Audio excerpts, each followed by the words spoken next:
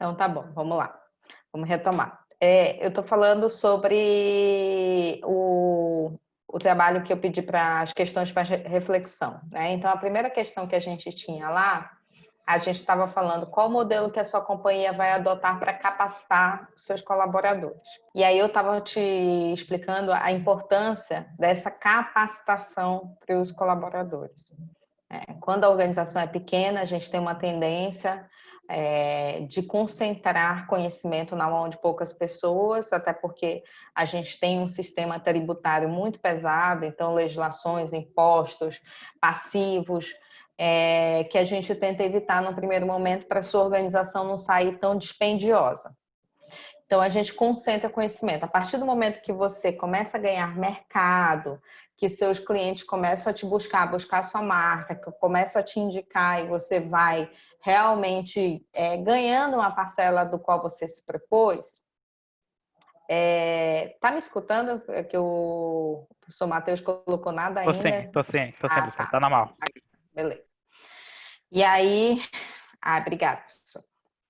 E aí, quando você vai ganhando essa parcela do mercado, é natural a necessidade, urge a necessidade de você ter mais pessoas trabalhando consigo. E aí, essa explosão desse conhecimento, desse processo, ela precisa ser feita. A gente já viu que uma das formas da gente fazer é através do fluxograma, do mapeamento de processos, a gente também vai falar sobre procedimentos também, mas também tem os treinamentos específicos e principalmente a qualificação. Você tentar manter sempre a roda girando do seu negócio, até para que vocês tenham cada vez mais funcionários capacitados e eles tenham a capacidade de criar e inovar sempre. Uma empresa que não inova, uma empresa que não cria, ela se estagna no mercado e ela pode até reinar durante um certo tempo, mas com certeza vai perder mercado conforme outras novidades forem chegando, né? Então, esse é um olhar bem atento que você, como empreendedor, precisa ter da sua organização. Como você vai capacitar seus funcionários? Um bom case que a gente tem localmente aqui, hoje, até minha mãe comentou hoje comigo, e eu lembrei de sentir de trazer isso aqui para vocês hoje. A minha mãe a gente fez uma compra online pela Bemol, a gente ainda está evitando sair, e aí fizemos uma compra online, só que precisava retirar na hora, que era um item com urgência. E aí, quando a minha mãe chegou lá no centro de distribuição, eles não identificavam a compra. E aí ela teve que ir na loja, que é um prédio anexo, né, e entender o que estava acontecendo. E aí ela chegou comentando, ela falou assim, nossa, eu fico impressionada como o treinamento da Bemol é bom. Você chega com qualquer pessoa, a informação ela é redonda, ela casa, parece que todos os funcionários recebem o mesmo treinamento, então eles sabem qual é o setor que vai te atender. Quando você chega lá no setor que alguém te indicou, você é acolhido para aquele setor, não fica aquela loja de, mas não era aqui não, vai lá no outro departamento, e você fica que nem uma barata tonta rodando, né? E aí ela falou assim, isso é treinamento, né? Um bom treinamento que eles dão. E é verdade, é uma empresa, não estou fazendo propaganda não, que infelizmente eu não sou parente de ninguém de lá e nem recebo. Mas é um bom case, né? Uma empresa que você, aonde você for, por exemplo, eu já fui na Bemol em Porto Velho, que é a cidade do meu pai. E é o mesmo atendimento. Um case global que a gente fala é o McDonald's, né? Então, você comer o McDonald's aqui em Manaus, comer o McDonald's nos Estados Unidos é o mesmo estilo de loja, a mesma velocidade de atendimento. É claro, muda as questões culturais, né? O pessoal aqui em Manaus é mais caloroso, o pessoal fora é mais frio, entendeu? Então aqui o pessoal está mais sempre tirando uma brincadeira e tudo mais. Mas, no geral, quando você entra numa loja do McDonald's, você reconhece. Você sabe, estou numa loja do McDonald's. Então, você sabe que ali é um lugar que você tem intimidade. Então, isso é uma forma de qualificação. Por que eu te perguntei quais seriam as tendências que vocês vão usar para qualificar os profissionais, né, da sua organização? Porque tem algumas tendências. Tem um treinamento adicional, onde vocês podem contratar organizações, botar todo mundo dentro de uma sala de aula e as pessoas irem aprendendo, ou vocês podem fazer algum programa de incentivo à qualificação, do tipo bolsa de estudo, vou pagar a faculdade de todos os meus funcionários com mais de 1 ano de empresa, vou pagar 80% do idioma, então isso é um programa de qualificação profissional também. Eu vou fazer uma gestão de conhecimento interno, onde os meus funcionários serão os professores dos meus funcionários. Então, todo mundo que tiver uma expertise em determinada área vai assumir uma turma. É uma forma de qualificação também. Uma outra forma de qualificação que eu acho que vai pegar muito agora é o EAD. Você começar a fazer a gestão do conhecimento numa plataforma, né, de nuvem, e você investir muito em videoaulas. Por que, Luan, que eu estou falando isso? Porque as empresas vão enxugar muito. Muito, muito. Já estão reduzindo bastante. A gente está, né, todas as empresas do mundo inteiro estão demitindo. Né? Todo dia a gente acompanha no jornal que os Estados Unidos está batendo recorde de pedido de seguro-desemprego, ou seja, não é uma característica só daqui do Brasil. A gente aqui no Brasil vai sofrer mais, né? Porque tem menos estrutura do que eles. Então, com esse enxugamento das empresas, aí a gente volta para aquela estrutura que eu falei do começo da empresa de vocês, uma estrutura mais enxuta, onde tem que ficar muita atividade, muito conhecimento concentrado na mão de poucos, porque não vai ter muita gente para fazer. E aí, automaticamente, você vai ter que começar a delegar algumas atividades ou informatizar algumas atividades. Por exemplo, não vai ter muito espaço para você deixar um engenheiro um dia inteiro fazendo a integração de novos funcionários, que é como acontece hoje em dia no polo industrial. A gente sabe que uma integração dura 1, 2 dias e por lá vão passando vários representantes de departamentos e às vezes acontece de um engenheiro ter que ficar ali 4, 5 horas fazendo uma integração toda segunda-feira. Mas hoje tem uma estrutura, tem backup para esse engenheiro. Ele às vezes é contratado até para fazer isso. Mas numa situação nova não vai ter. Então, que formas que modelo, né, a sua companhia vai adotar para capacitar os seus colaboradores? Esse era o primeiro ponto. Segundo ponto, empresas, né, cases de empresas que são muito representativos para o seu negócio, a empresa que vocês escolheram montar. Então, vocês se inspiraram em quem? Ou se não se inspiraram em ninguém, a empresa de vocês parece com quem? Quem que vocês se inspiram? Mas a pessoa tem que ser o mesmo segmento que o meu? Não, não precisa. Pode ser um outro segmento, desde que cause alguma inspiração ou alguma representatividade no seu negócio. Mas eu trabalho com tecnologia. Minha empresa eu posso escolher uma empresa do ramo do varejo? Pode. De repente, o sistema de gestão deles é um sistema que representa muito bem para vocês. De repente, o sistema de qualificação de funcionários é um sistema que faz muito sentido para vocês. Então, não precisa ser uma empresa do próprio segmento, mas uma empresa que vocês se inspirem, tenham como modelo e acreditem que você vai contribuir para você. E aí, baseado nessa pesquisa que vocês vão tirar aí de algumas empresas que representam algo, né, tem maior representatividade para o negócio de vocês, em que realidade dessas empresas elas vão impactar no negócio de vocês, né? Então, como eu falei, pode ser no ramo de qualificação, pode ser na estratégia que eles adotam para a venda, pode ser na estratégia do marketing. Pô, caramba, eu acho que eles são muito agressivos no marketing, é desse tipo de marketing que eu quero trazer para a minha empresa. E baseado nessa inspiração que eles causam e no modelo de negócio que vocês já têm pronto, que adaptações vocês vão precisar fazer? Então, se por um acaso vocês escolherem uma empresa que tem um modelo de marketing que é muito ok para vocês, mas aí, poxa, mas para isso eu vou ter que investir, contratar 2 funcionários expert em rede social. E não estava no meu plano aqui, não estava no meu modelo de negócio.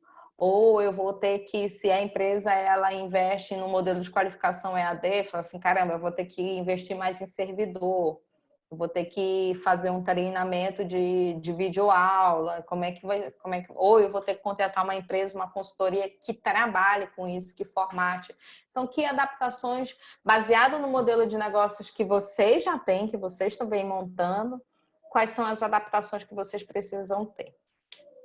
Ficou claro? Deu para entender? Ah, ficou, professora. Eu até mandei para a senhora antes da aula. A professora dá uma olhada E depois, aí, dar o feedback. mas aí me conta um pouco do seu trabalho, o que vocês fizeram? Ah, a gente tava em discussão, teve muita discussão lá sobre se era para escolher algum modelo, se não era, tanto que eu mandei mensagem para a senhora. Aí a gente Uhum, acabou conversando lá e acabou meio que fazendo nosso próprio jeito, vamos supor assim. E aí depois a gente se baseou na Microsoft. A gente tava falando sobre ela lá, que ela tem tipo não, é um lema, né? Que é, eles falam uhum, que é em inglês lá, né? Mas é tipo em português fala tipo, realizando, tipo, seu potencial, tipo, confiando no seu potencial no seu funcionário, entendeu? Tipo, ela fala isso, tipo, confiando no potencial do funcionário, do colaborador, bora supor. Então, a gente tem também de confiar um no uhum, outro, porque, tipo assim, eles têm várias maneiras também de trabalhar, de desenvolver. Por exemplo, lá eles têm vários programas internos de certificações, de estudo, para incentivar o funcionário, né? uhum. Então, eles vão trabalhando bastante nisso, nos funcionários, isso é uma coisa bem bastante De legal. Tipo, que qualificação, geralmente as empresas, elas terceirizam essa parte, né? Tipo, ela faz é verdade. lá eles têm dentro da empresa deles lá sobre isso. E é uma parada bem legal. E tem própria consultoria interna deles lá, tem tipo, tudo é interno. Isso é bem legal, é uma coisa que eu achei que, de certa forma, é positivo, né? Porque eles têm, querendo ou não, todos os setores eles são com o mesmo ideal deles. Se eles vão treinar lá, o ideal do treinamento deles é para a própria empresa já. Sua consultoria tem a identidade já. Eu achei isso bem legal. Eu acho que o segredo dessa nova geração, da sua, por exemplo, é a gente dar propriedade para as pessoas, né? Dar autonomia para que eles criem, para que eles façam as coisas com sentimento de dono. Então, por exemplo, eu tive, acho que eu contei para vocês dentro de sala de aula que eu tive um salão de beleza, né? E eu tive que vender porque eu não tinha tempo para cuidar e eu não sei fazer absolutamente nada relacionado a salão. E uma das coisas que era muito difícil de qualificar os profissionais é que salão de beleza ele é como se fosse uma sociedade entre o proprietário do salão e os profissionais de salão. A grande maioria aqui em Manaus trabalha dessa forma, não sei se fora de Manaus é de outra forma. Então, os profissionais do salão, eles são profissionais comissionados, né? A gente não assina na carteira de trabalho, eles têm uma microempresa individual, uma MEI, isso é importante fazer para que evite qualquer tipo de vínculo empregatício. E aí eles recebem uma comissão pelos serviços que ele presta. Normalmente a comissão dos profissionais ela é maior do que o percentual do próprio salão. Porque alguns profissionais eles dão a mão de obra dele, eles compram o material que eles usam lá e o salão ele tira o percentual da locação da estrutura, né, que fornece para o profissional e da marca também, né, porque o salão o nome por si só já atrai algumas pessoas.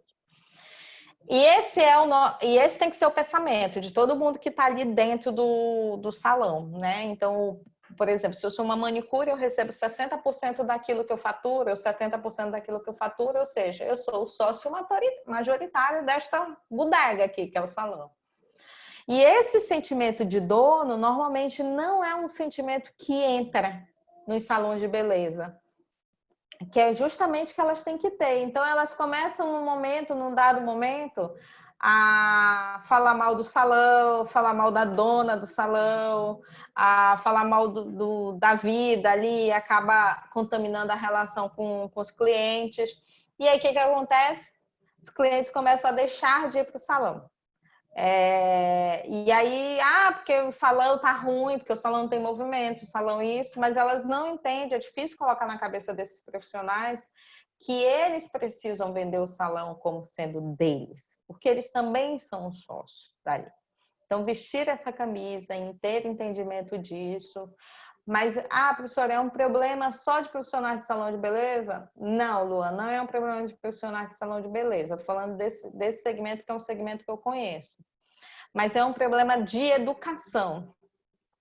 A nossa escola, a regulamentar, né, escola infantil, o ensino fundamental, médio, ele precisa, urge a necessidade de mudar a base escolar.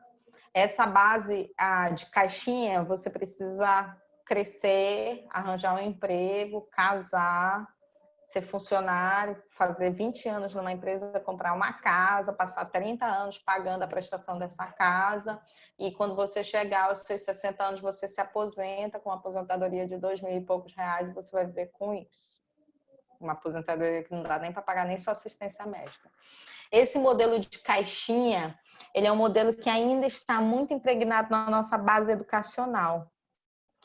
E as nossas escolas, elas não ensinam os nossos filhos, netos, a serem empreendedores. E essa mudança de mindset, ele precisa acontecer. Então, quando hoje eu vejo mais isso até já tem uma pegada, né, em escolas mais privadas, da rede privada, mas as escolas públicas ainda trazem muito isso.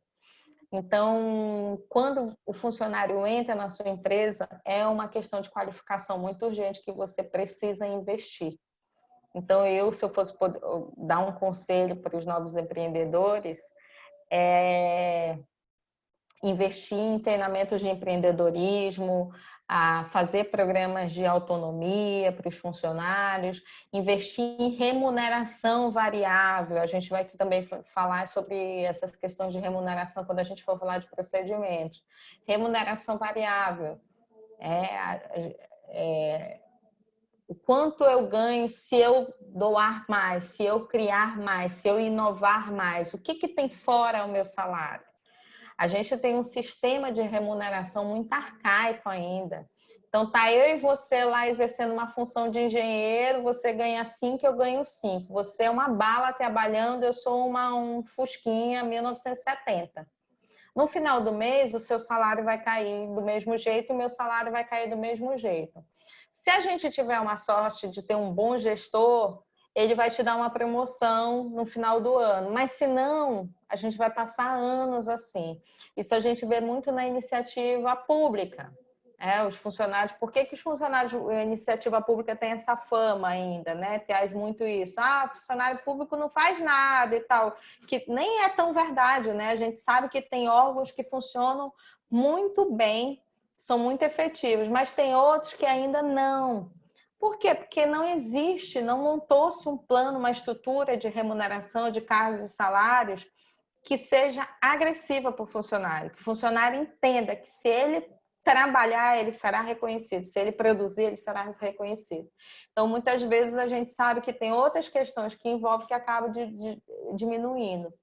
As áreas que mais crescem no Brasil é a área de venda e a área de marketing, porque essas áreas são as áreas que têm um plano de remuneração variável mais agressivo.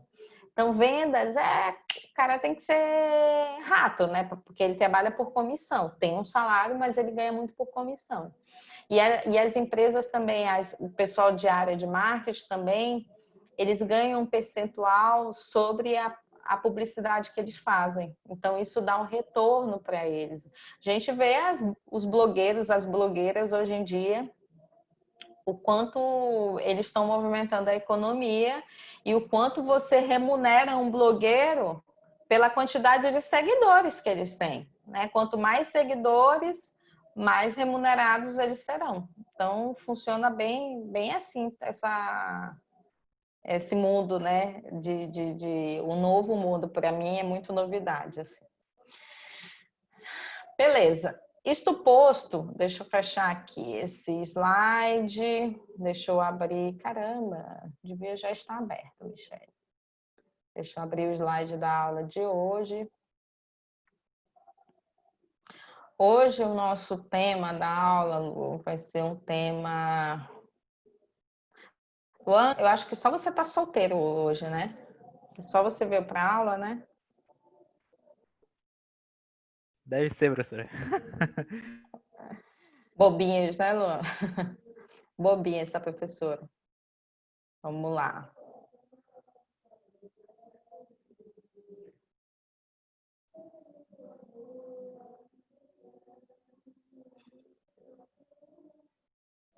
Hoje a gente vai falar sobre reorganização, modelos de reorganização. A gente tem uma organização que pode acontecer de em um determinado momento a gente precisar reorganizar essa empresa. E por que eu devo reorganizar minha empresa, Luan? Por que será que algumas empresas elas passam por algum momento que elas precisam ser reorganizadas? Precisam mudar estrutura, precisam mudar presidência, mudar a forma de gestão, mudar mercado. Por que você acha que isso acontece? Talvez não esteja mais funcionando aquilo, né, que ela tinha proposto no início dela. Talvez aquilo já tenha passado e se organizar faz parte, né, de tudo da vida e acho que a empresa não é diferente. Você precisa às vezes mudar a visão, mudar os valores e para poder ter sucesso. Eu acho que é É, isso.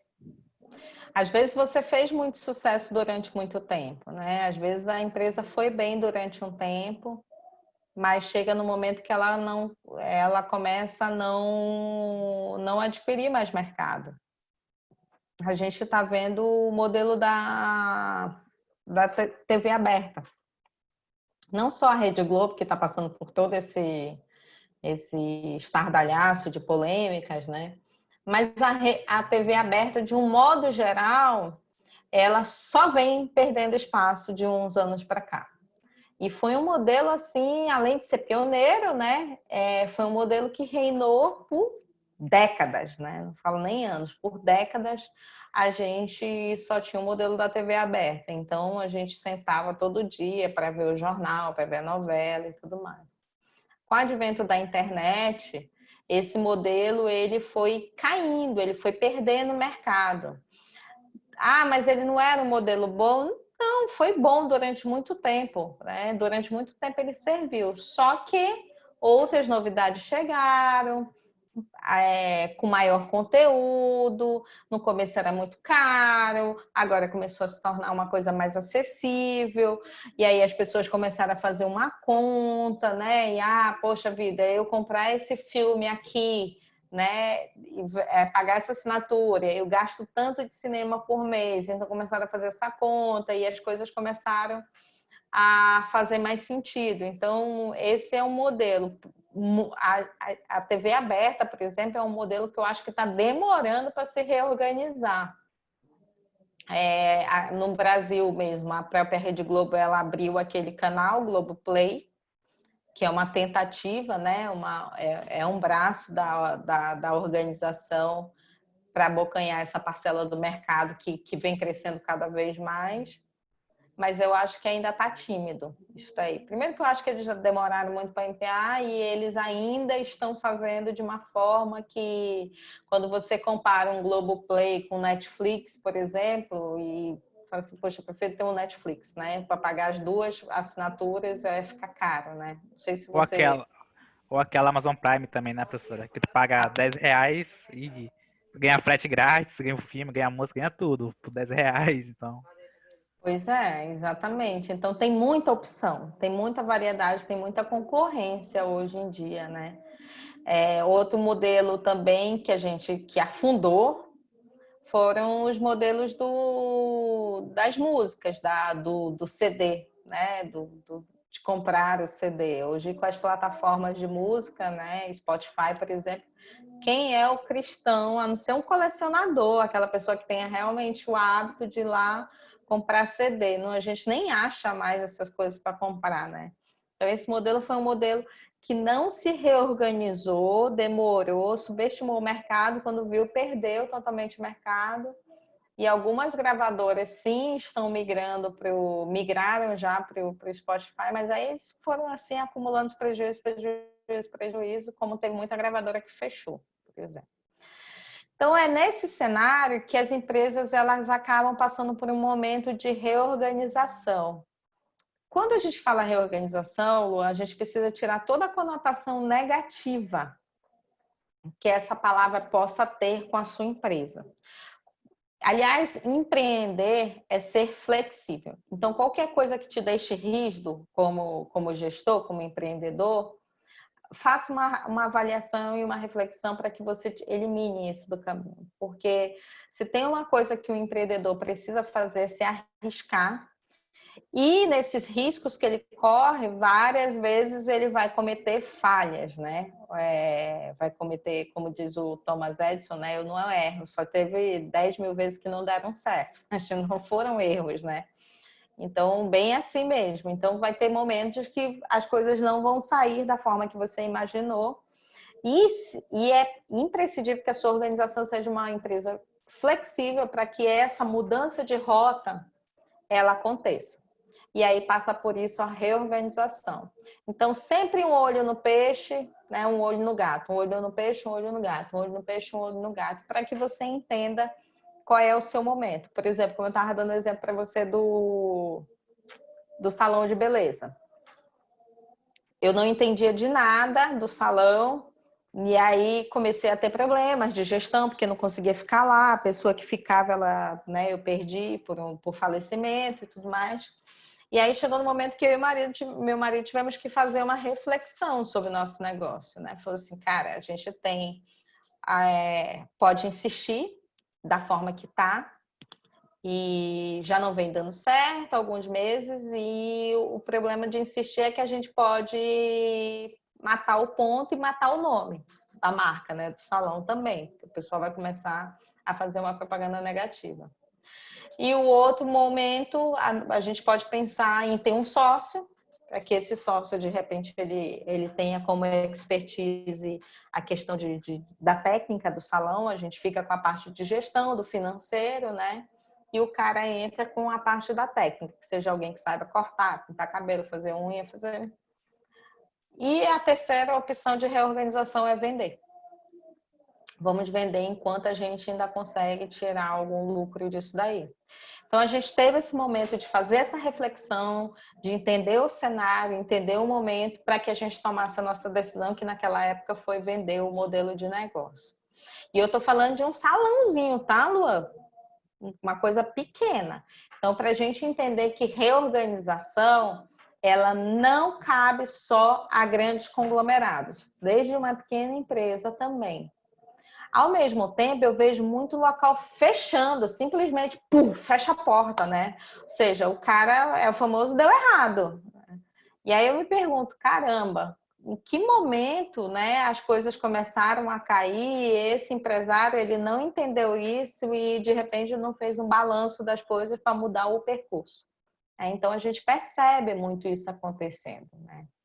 Quando é uma fase como a gente está passando, com uma pandemia, aí é uma situação muito atípica, mas no geral, existem negócios que vêm dando certo, dando certo, dando certo, aí do nada não, né? Vem perdendo mercado por alguma novidade, alguma questão A ou B, e aí as coisas começam a não acontecer e o empresário ele não faz essa parada para entender e de repente mudar o percurso, reorganizar a empresa. Detalhe, cada reorganização, Luan, que é muito importante que vocês saibam como futuros donos de empresa, uma empresa é um objeto jurídico, né? Você registra, você paga impostos e tudo mais. E você precisa de uma assessoria para isso. Então, qualquer reorganização que você faça, consulte sempre uma assessoria contábil e jurídica para apoiar vocês nisso.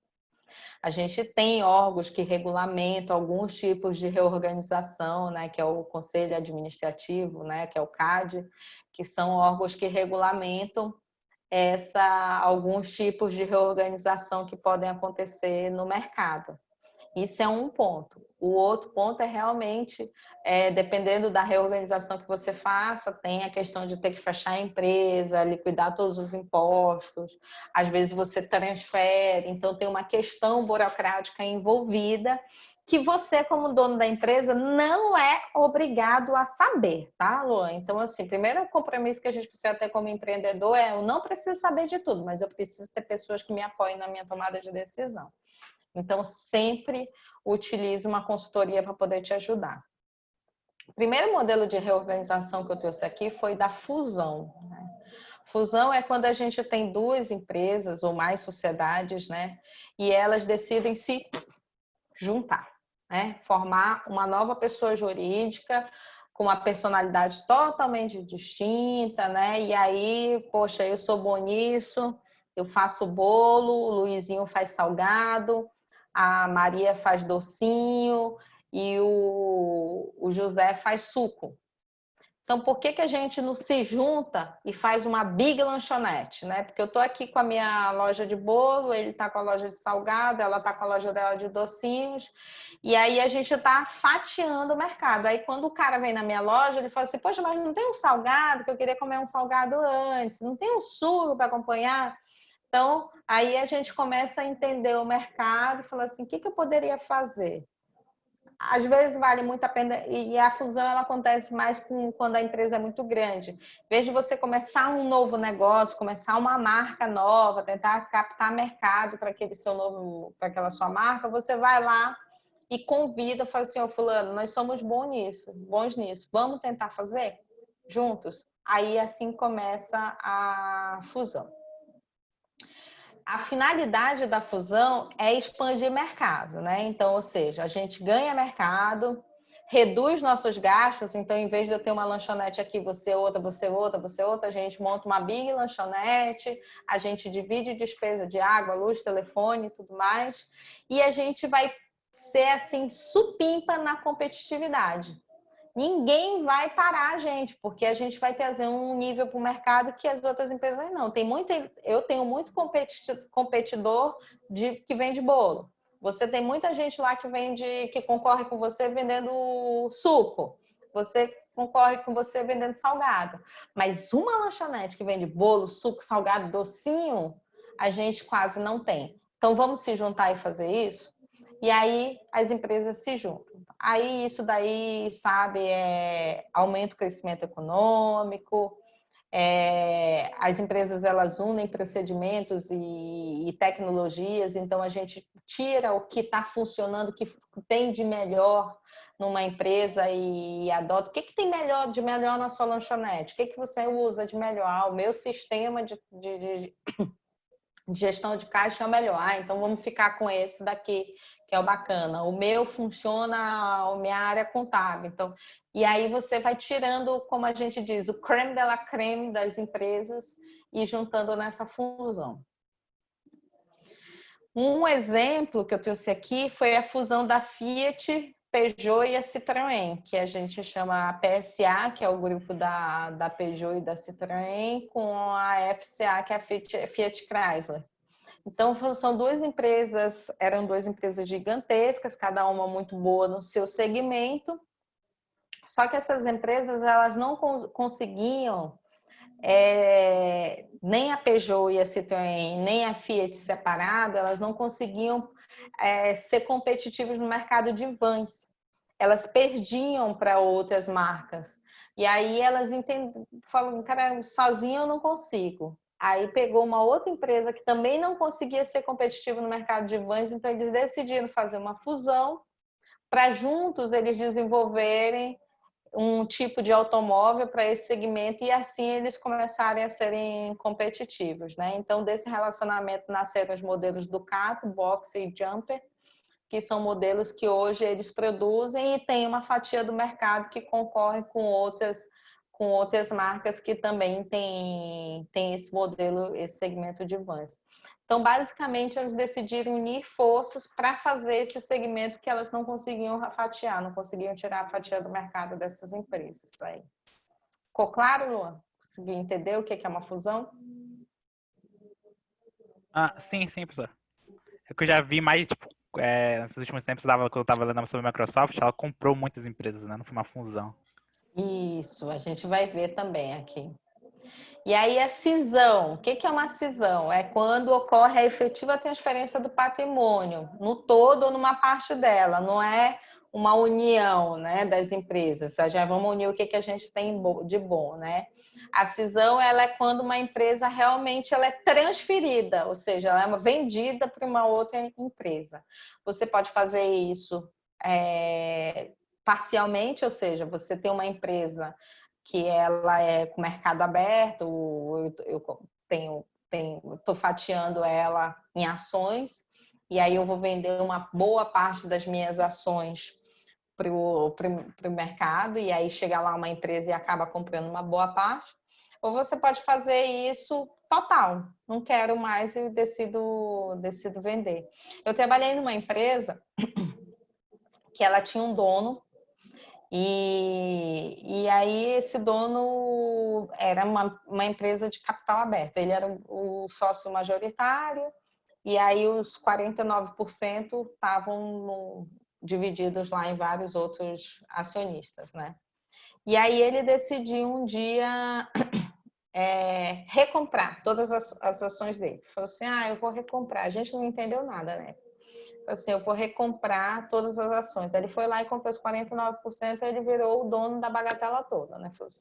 E aí ele começou a promover várias ações dentro da empresa, começou a reorganizar, fazer mudanças, fechou algumas áreas, investiu em novos segmentos, começou a dar uma turbinada na empresa. E aí, quando um belo dia a gente chegou para trabalhar, abriu um e-mail, ele tinha vendido tudo. Tudo, tudo, tudo, tudo. Toda a parte dele, ou seja, em um dado momento, ele tinha uma maioria das ações, tinha 51%, depois ele comprou, ficou com tudo, e num terceiro momento ele decidiu abrir mão de tudo, vendeu 100% das ações dele e realmente cortou o vínculo com aquela empresa. Então, o que a gente entendeu que ele tinha feito?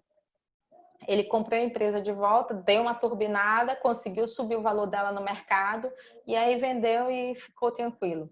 Não quero mais, entendeu? Ou de repente ele estava de olho em outro mercado para investir. A gente não sabe de verdade o que foi que aconteceu. Mas basicamente foi isso que ele fez. E isso acontece, você pode optar, fazer uma cisão parcial, uma cisão de patrimônio, né? Fazer uma cisão de patrimônio reduzido. E aí um modelo de cisão é a Sony Ericsson. Não sei se é do seu tempo, Luan. Você já chegou a pegar celular Sony Ericsson? Você chegou a ver? Já Celular? cheguei a ver, professor. Já Chegou? cheguei a ver. Eu lembro do celular que eles fizeram anti-água. Antiágua? Tipo, uma coisa. Uhum. Pois é, a Sony Ericsson eram duas empresas, né? A Sony e a Ericsson, elas, né, andaram juntas, fizeram uma fusão durante muitos anos. E com alguns anos atrás, a Sony ela rompeu a parceria com a Ericsson, ela entendeu que não era mais atraente eles estarem naquela fusão, e a Sony foi lá e fez uma cisão, ou seja, comprou a parte que era da Ericsson na operação e criou um nome, né, uma outra divisão dentro, que era Sony Mobile Communications. Então, assim, eles compraram, chegou a Ericsson, olha, entendo que essa parceria não tá boa para a gente, eu te ofereço para você me vender sua parte e eu tô dono aqui da parada toda. Então, foi basicamente isso que aconteceu. Então, a marca Sony Ericsson hoje, ela não existe mais. A gente tem... De verdade, eu nem vejo o celular da Sony. A Sony também está numa fase muito boa, né? Eles também perderam muito mercado de TV, que era onde eles dominavam bastante, e hoje eles também perderam. Mas a Sony, a cisão, esse é um exemplo de cisão que ocorreu. Incorporação acontece quando as empresas são absorvidas por outra sociedade, né? Então, a pessoa jurídica que ela é incorporada, ela deixa de existir juridicamente, enquanto a sociedade incorporadora adquire a totalidade do seu patrimônio. Diferente da fusão, que ficam duas empresas ali juntas, né, trabalhando como Sony Ericsson, como eu dei exemplo, a incorporação não. A outra empresa, o outro segmento, ele é extinto. E quem tem a totalidade do patrimônio é que fica com a sociedade jurídica dominante. Então, todos esses direitos, as obrigações da empresa, que é incorporada, ela passa para a empresa que incorporou.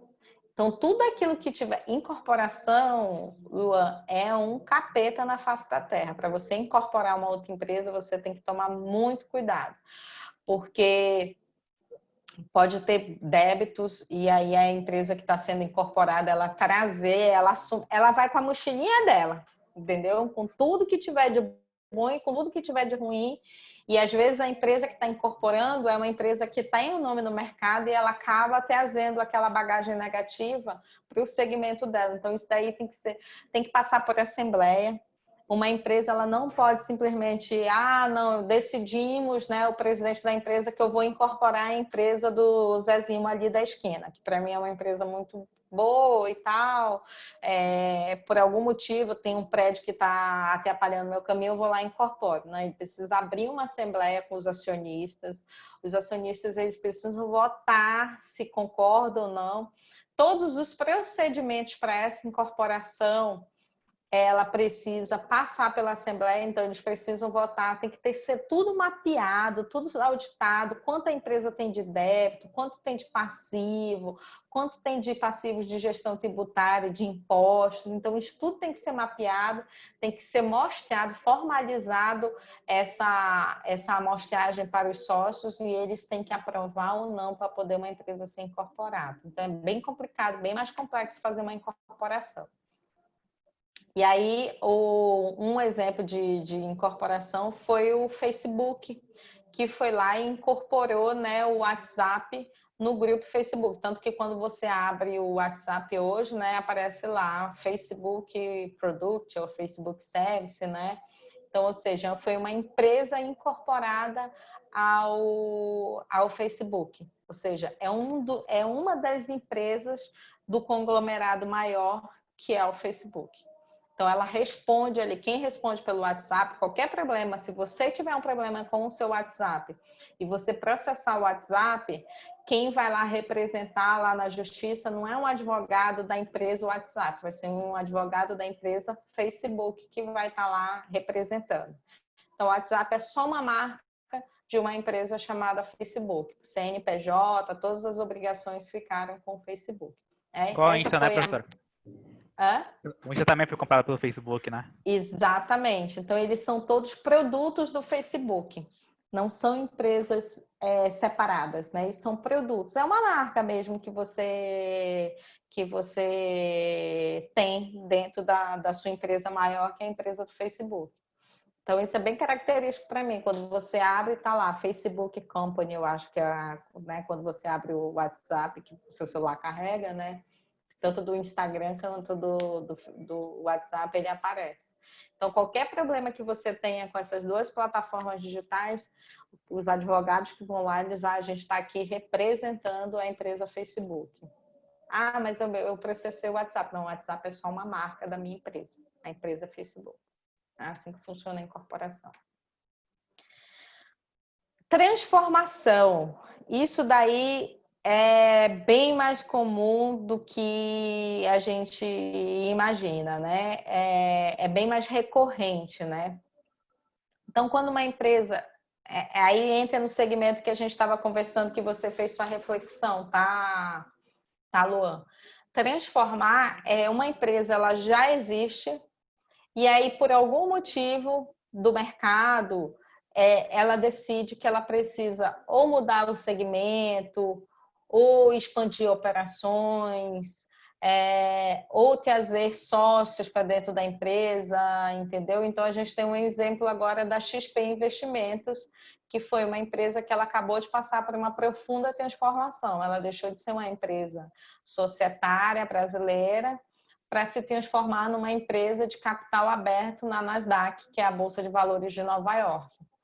Então, ou seja, eles saíram do mundinho deles, onde o Benchimol era o presidente lá, e ele, com os sócios deles, tomavam as decisões dentro da empresa, da XP Investimento, para um momento agora de investimento na Bolsa de Valores. Agora eles não podem fazer mais nada da cabeça deles. Tudo eles têm que compartilhar com os investidores, né? Eles têm que responder, eles têm que mostrar o balancete deles, eles têm que dizer eles têm que publicar o faturamento, publicar o lucro, publicar prejuízo. Isso é seríssimo. Bolsa de Valores nos Estados Unidos é extremamente sério.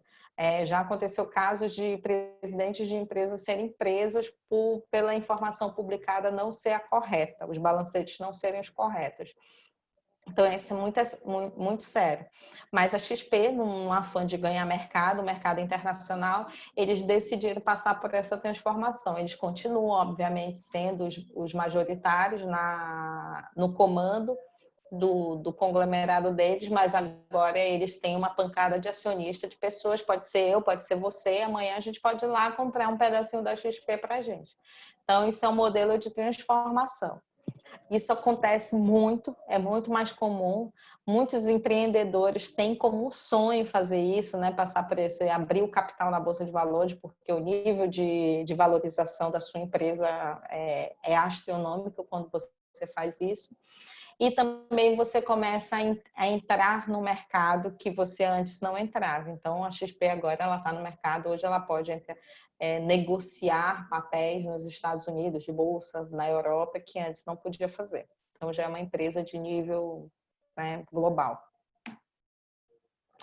Aí eu dei um exemplo aqui da Nintendo, né? A empresa Nintendo, ela era uma empresa que ela produzia cartões, trabalhava com jogos, mas não com jogos eletrônicos. E aí eles faziam um tipo de baralho japonês. É uma empresa japonesa, a Nintendo, e fazia um tipo de baralho japonês. E aí a Nintendo estava percebendo que vinha perdendo mercado e tudo mais, então eles chegaram como empresa a ir para outros segmentos. Então eles trabalharam com segmento de táxi, com segmento de motéis também, mas não foi dando o retorno, não foi avançando da forma que eles queriam. Esse tipo de transformação não foi surtindo muito efeito. Até que eles começaram a investir no segmento de consoles e aí eles explodiram, né? A Nintendo, ela já foi a maior já no segmento de consoles de games e líder do mercado durante muitos anos.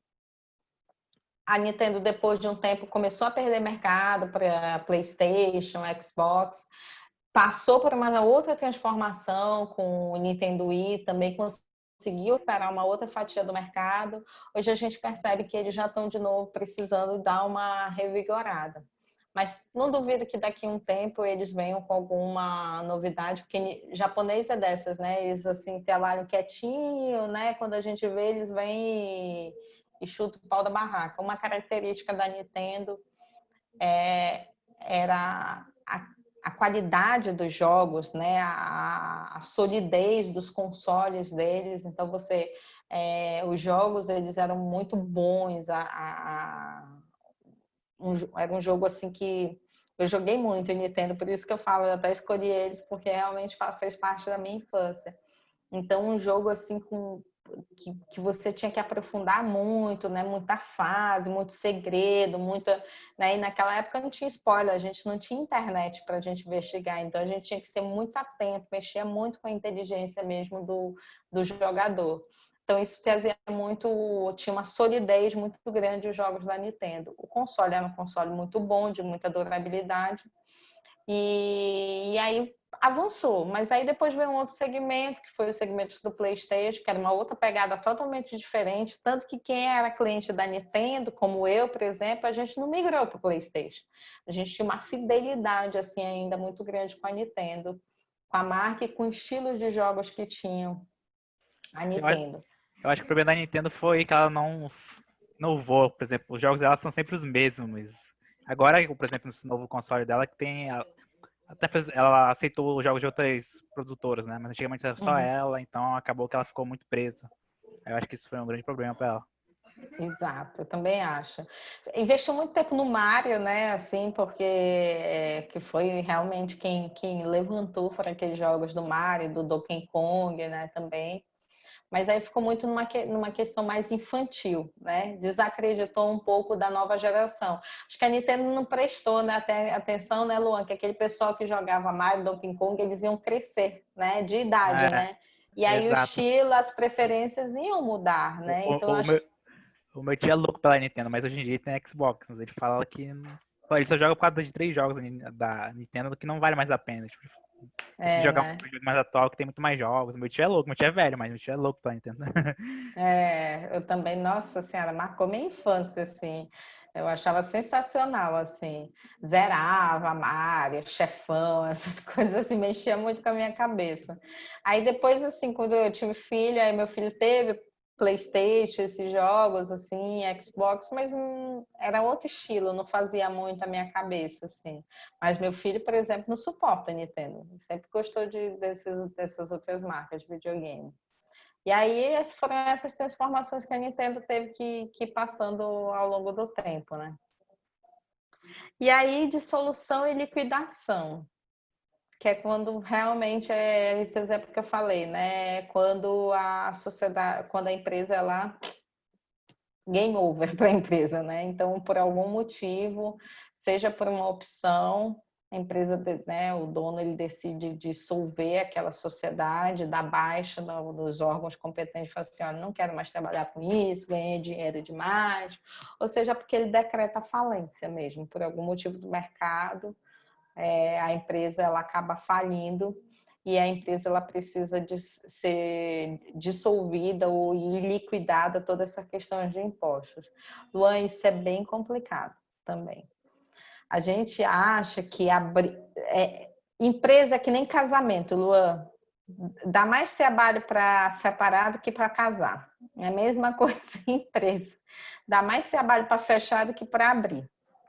Para abrir não é burocrático, ainda mais agora com esse negócio de e-mail, você gasta 15 minutinhos no celular, você consegue abrir. Mas para dissolver é complicado, você tem que ir dar baixa, pegar certidões negativas, ver se não tem débito, liquidar impostos, é uma confusão. E às vezes você já está numa situação, dependendo do seu patamar, né, de se for um pequeno empreendedor, às vezes você já está numa situação muito limite. Porque esse também é um grande problema. A gente demora muito tempo para entender que aquele negócio ele não vai funcionar, que ele precisa fazer aquela reflexão que eu fiz do salão. Poderia ter esperado mais tempo e ter chegado no loop de começar a ter prejuízo e ir me endividando com o meu negócio. E aí, quando você chega nesse momento, você às vezes não tem mais dinheiro para pagar todos os débitos que a empresa possui e tudo mais.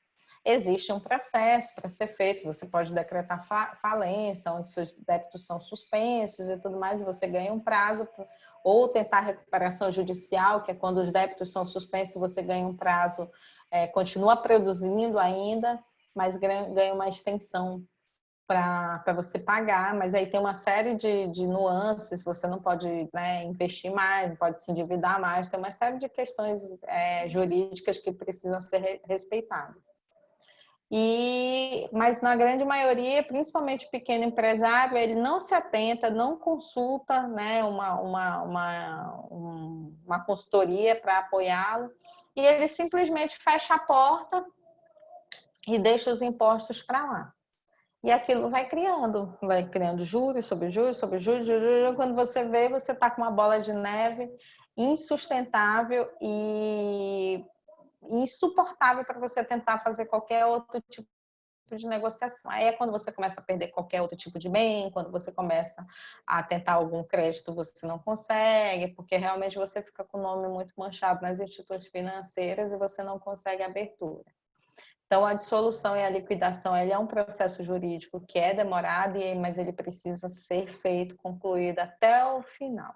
Tá? Se você tem uma empresa que ela é de mercado aberto, acontece a mesma forma do que a gente falou lá das incorporações. Precisa abrir assembleia, informar para os seus sócios, né, os seus acionistas que a empresa vai precisar ser dissolvida, eles precisam votar também e precisa publicar todos os débitos existentes e formalizar junto às entidades jurídicas e públicas para que vocês entrem num período de pagamento disso daí.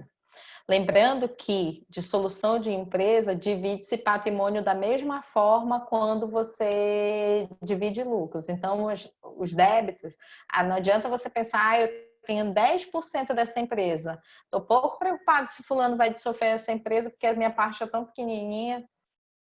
Vai despesa do mesmo jeito, vai débito do mesmo jeito. Então, precisa ter cuidado para fazer tudo direitinho, senão você acaba arrastando um débito com você. E aí eu dei o exemplo da Atari, falando de videogame, né, Luan? A Atari com certeza não é do seu tempo, a Atari foi o primeiro videogame que eu joguei, não sei se você já viu em algum acervo ou na internet, você já ficou sabendo disso daí? Eu já vi em filmes, professora.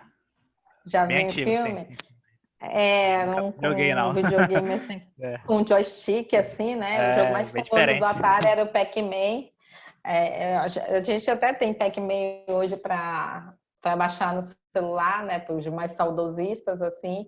E a Atari, assim, deve ter sido o primeiro videogame que teve da história. Então, assim, foi assim, um arrasa-quarteirão dessa questão de console. Tinha umas fitinhas, a gente tinha que fazer umas gambiarras para a fitinha funcionar, soprar, tinha toda uma questão envolvida lá. E aí a Atari realmente não conseguiu, não se reinventou, não se transformou, não acompanhou o mercado. E aí, quando foi em 2013, eles pediram falência nos Estados Unidos, né? O objetivo do pedido de falência era eles tentarem dissolver a empresa e criar uma nova empresa de jogos, de mobile, mas que acabou também não acontecendo também. É um mercado muito mais fechado hoje, tem que investir muito em tecnologia, então não é uma coisa muito fácil de ser feita. Então a Atari fechou realmente, encerrou o mercado e decretou falência, como dizem nos Estados Unidos, Charter 11, que é um capítulo dedicado da Constituição americana, só dedicado a pedidos de falência. Então, eles são bem mais rigorosos, inclusive, do que a gente, né? Então, a Atari é um desses tristes exemplos de empresas que acabaram sendo dissolvidas e liquidadas. E assim, funciona, Lua, essa questão de reorganização de empresas, né? Então, são várias. Ui! Peraí, Lua, rapidinho. Pronto. E aí, Lua, é assim que funcionam as reorganizações das empresas. Então, passam por vários segmentos, várias tentativas de fusão, cisão, transformação, sempre com o objetivo de manter a empresa viva no mercado. É importante a gente ter o conhecimento disso daí. Não é uma coisa que vocês vão utilizar logo de início, né? Talvez a parte de transformação seja um segmento que vocês utilizem desde o do início da empresa de vocês, porque é uma empresa de tecnologia, e empresas de tecnologia elas sempre passam por muita transformação, então elas são muito mais ágeis do que é de outros segmentos, do que outro comércio. Mas é importante que vocês tenham conhecimento disso. Perdão, ficou claro, Luan?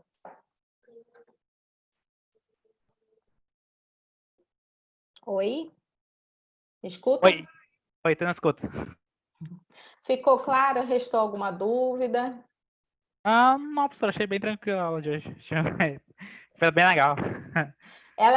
Essa aula era uma aula mais teórica, mais pesada mesmo, porque é muito conteúdo. Eu não separei nenhuma atividade, vou pedir para que vocês leiam os slides, eu escrevi muito mais nos slides para vocês terem mais material para leitura também. Eu tentei achar um livro que falava bastante sobre reorganizações de empresa, mas eu estava num outro arquivo meu, de um outro celular, eu não sei se eu salvei na nuvem, mas eu estou tentando resgatar num grupo que eu tenho, e eu encontrando esse livro, eu mando para vocês como uma leitura complementar, porque vale a pena. A gente não vai fazer nenhum trabalho disso. Como eu falei, é algo que vocês, nesse primeiro momento, na organização de vocês, vocês não vão usar. E quando usarem, precisa usar com o apoio de uma consultoria, né? Não tentem fazer sozinhos, sob hipótese alguma, porque é algo que precisa de muito apoio, conhecimento técnico para ser feito. Então, por isso que a gente não precisa perder tempo, se desgastar muito tempo com esse assunto, porque é algo que precisa de assessoria para ser trabalhado. Tá bom? Tá bom, professora. Obrigado. Obrigada a você por ter vindo hoje. Excelente final de semana, aproveite bastante. Semana que vem a gente começa a dar início ao nosso fim do nosso módulo. Então, a gente vai começar a tratar dos últimos assuntos e já se preparar para o assunto do trabalho final, que vai ser um trabalho mais denso, assim, mais de apresentação.